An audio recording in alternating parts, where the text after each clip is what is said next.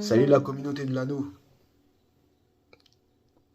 Désolé de ne pas avoir fait de live à l'issue de la rencontre parce que l'émotion était forte.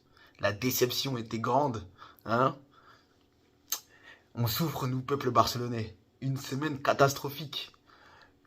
Madrid, eux, qui rigolent. Hein. Bon, c'est de bonne guerre, il n'y a pas de souci. On se reverra la saison prochaine pour les titres. Mais on va quand même analyser cette rencontre hein, qui était quand même assez plaisante à regarder parce que ça allait dans les deux sens. C'était une rencontre assez équilibrée. On va revenir sur quelques faits de match, sur les moments forts, hein, sur les joueurs aussi qui ont éclaboussé la rencontre parce qu'il y a eu quand même des belles perfs individuellement. Donc on va commencer par les détails, les buts et les faits marquants. Donc ouverture du score à la 5e minute de Christensen sur un coup de pied arrêté. D'accord. Très bien tiré par Rafinha. Très mauvaise sortie de Lounine, à noter, hein, parce qu'il avait été encensé contre le City. Mais là, le premier but, il est pour lui. Hein. Quand tu sors comme ça dans tes 5 m 50, la balle, tu dois mettre les points, tu dois la toucher. En tout cas, tu peux pas la louper. Surtout quand elle vient au deuxième, c'est très grave. Tête de Christensen. Ouverture du score. Le match équilibré, Madrid qui était pas un grand Madrid, en tout cas en début de match, c'était assez facile de les contenir. Koundé qui a mis Vinicius dans sa poche. Je tiens à tirer mon chapeau à Koundé sur les 3 derniers matchs, hein, qui a eu 3 gros clients. Il a eu Mbappé, il a eu Barcola et ensuite Vinicius. Et il a très bien géré. Il y a un peu Barcola qui lui a un peu créé des problèmes, mais il faut relativiser. Ils étaient à 10 contre 11, donc un peu normal. Mais sinon, les trois, il les a très bien gérés. Donc Jules Koundé, je tiens à te tirer mon chapeau. À la fin, je vous dirai mon top et flop des deux équipes. Euh, Égalisation du Real Madrid suite à une très grosse erreur de Cancelo sur Vasquez, hein, sur le débordement. Hein. Quand Cancelo passe devant lui, il anticipe et que Vasquez le roule comme un moins de 13 là. On dirait quand tu joues au City Stade et que la balle tape contre la barrière et le mec il vient à fond pour te mettre un coup d'épaule, tu le laisses passer. Il m'a énervé. C'est à cause des gens comme ça que j'ai pas fait de live après. Parce que sinon je les aurais insultés. Donc, erreur de Cancelo, suivie d'une deuxième erreur de Koubarsi, qui lui tend la jambe de arrière là. Même si il le fait sans mauvaise intention, mais Vasquez, 32 ans, expérience du haut niveau, il joue le penalty, il l'obtient. On va pas parler de l'arbitrage parce que ça se siffle.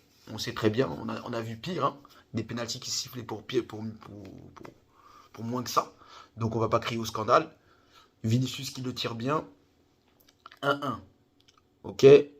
Deuxième gros fait de jeu, c'est le but rentré ou pas qui n'a pas été accepté parce que il n'y avait pas de preuve que la balle était rentrée. Donc à partir du moment où il n'y a pas la goal line et en termes avec le VAR, on a bien vu que c'était assez compliqué de regarder. Donc on va pas crier non plus au scandale. Avant, quand il n'y avait pas la VAR, de toute façon, quand l'arbitre disait qu'elle n'était pas rentrée, on se taisait. Donc on va se taire encore une fois, pas de problème. Et on laisse les polémiques pour les médias, hein. Ou pour les fanatiques. Nous, on juge ce qu'on voit. Et moi aussi, en tant que Barcelonais, j'ai pas vraiment vu si la balle elle était rentrée. Donc, on oublie. Deuxième mi-temps, Xavi qui est un petit peu ambitieux, qui fait rentrer Firmin Lopez. Ça porte ses fruits. 2-1. On marque le but sur une belle action construite. Yamal qui était... Qu'est-ce qu'il n'a pas fait à Kamavinga? Pauvre Kamavinga, on le met latéral gauche, c'est pas son poste, et il se coltine Yamal. Purée. Lamine. On fera une autre vidéo de ce crack. Parce que maintenant, je vais bientôt l'appeler El Craca de la Liga. Ah, Lamine, tu me donnes du plaisir, toi. Hein. Bref. Donc, très beau but. En venant la conception. Changement d'aile de Ferran Torres, que Xavi avait fait rentrer à la place de Lewandowski. Donc déjà, on voit l'ambition. Tu sors Lewandowski, 35 ans, qui commence à vraiment marquer le coup. Hein, 35 ou 36, tu commences à sentir qu'il les a. Donc égalisation de Firmino, enfin, but de Fermin Lopez qui met le 2-1. Très bien. Ensuite, 2 minutes plus tard, tu as l'égalisation de Madrid sur un but. Tu fais copier-coller du but. Si tu as vu PSG, si t'as vu PSG, Barcelone PSG, et tu as vu le premier but de Dembélé, tu prends le but, tu la mets sur la séquence de Real Madrid, c'est la même chose. Cancelo, c'est grave. À ton âge, que tu saches pas que quand tu es latéral, tu dois fermer le deuxième poteau, tu dois avoir en visu le ballon et le joueur. Non. Même chose que le but de Dembélé, on prend la même chose avec Vasquez. En direct, à Barcelone, vous faites pas la vidéo. Moi, je comprends pas. Bref, on encaisse 2-2. Les 3 dernières minutes du match, Brahim Diaz qui fait une entrée remarquée, qui accélère, plein axe. Tu as Pedri qui est derrière, qui est derrière, Brahim Diaz. Au lieu de lui faire une faute, il lui fait pas. Il va chercher le décalage. Tu peux encore lui faire une faute. Tu as 2 temps pour lui faire la faute. Tu lui fais pas. Décalage, centre, but de Bellingham. Centre de Vasquez, but de Bellingham. On a tous vu, 3-2, 91e minute. De toute manière, que tu fasses 2-2 ou 3-2, c'est le championnat est KO. Donc victoire de Madrid qui a su, comme d'habitude, hein, Madrid, hein, c'est Madrid, hein, qui joue bien, que ce soit équilibré, qui joue mal, ils sont capables de gagner. Donc, dans l'ensemble, on va dire que c'était un match assez équilibré. Le Barça a eu sa chance, comme d'habitude, il ne l'a pas saisi. Madrid, eux, ont su la saisir. Félicitations à eux. Je vais revenir sur la prestation de Madrid. Madrid, je crois que c'est l'équipe que j'ai vue ces 10-15 dernières années la meilleure au niveau de la gestion des émotions. Ils sont trop forts pour gérer leurs émotions. Il n'y a rien à dire. Qui joue mal, que le match il soit dur, qui domine, ils gèrent l'émotion. Les mecs, on dirait quand ils perdent 1-0 et quand ils gagnent 1-0, les mecs c'est la même chose. Ils sont dans une gestion de l'émotion qui est impressionnante. Impressionnante. Les mecs, il n'y a aucune émotion. L'équipe ressemble à Ancelotti. Et elle ressemblait à Zidane avant. Les mecs, ils jouent, tu sais, voilà, ils perdent 2-0, 75e minute, à domicile. Les mecs, ils sont tranquilles, ils sont à l'extérieur, ils se font laver par City. Pas de problème, on défend, pareil. C'est d'une cohérence à fait flipper. Elle fait flipper. Comment ils gèrent leurs émotions, franchement, c'est incroyable.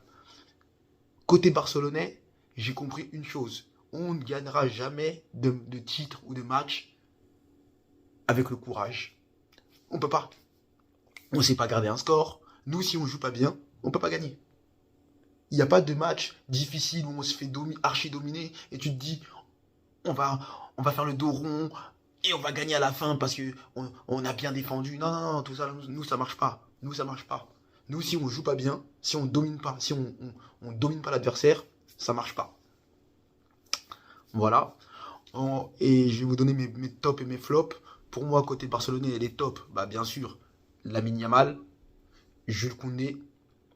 Et sur ce match-là, j'ai beaucoup aimé Araujo aussi, qui a très bien géré l'axe, qui a mangé Rodrigo et Vinicius, Koundé pareil, et Yamal qui a dominé Camavinga. Donc pour moi c'est logique. Dans les flops, bah côté barcelonais, Lewandowski qui commence à faire vraiment son âge. Tu as Joao Cancelo qui était mais vraiment nul. Ça fait 2 semaines là, je sais pas depuis qu'il a eu un enfant là, c'est très grave. Et en 3, Pedri qui est un ton en dessous, mais bon, il revient de blessure.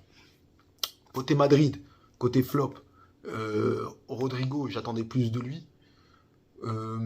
Camavinga qui était à la rue face à Yamal. Et euh, Modric, j'attendais un peu plus de lui, vu qu'il était un peu plus frais. Côté top Madrid, bah, tu as Bellingham, volume de jeu impressionnant. Tu as Lucas Vasquez, qui est MVP de la rencontre, qui est buteur, passeur décisif, obtient le penalty, rien à dire, c'est man of the match. Et en dernière position, Vinicius. Parce que Vinicius, c'est danger constant, il marque son penalty. Et même quand il est un peu moins bien, passe décisif sur le but. Donc, mention spéciale à Brahim Diaz qui fait une entrée encore très remarquée. Très remarquée.